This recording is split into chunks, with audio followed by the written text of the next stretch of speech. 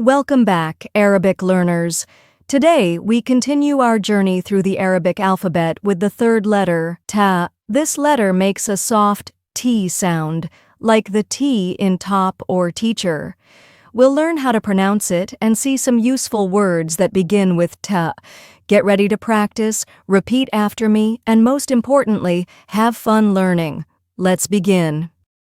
تفاح تفاح Apple, تفاح تفاح تمساح تمساح crocodile, تمساح تمساح تاج تاج crown, تاج تاج تراب تراب soil, تراب تراب تعليم تعليم education.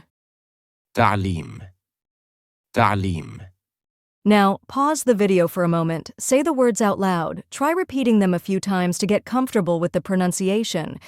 تفاح تفاح تمساح تمساح تاج تاج تراب تراب تعليم تعليم As you can see, all of these words start with the letter ta. Look closely at the first letter in each word.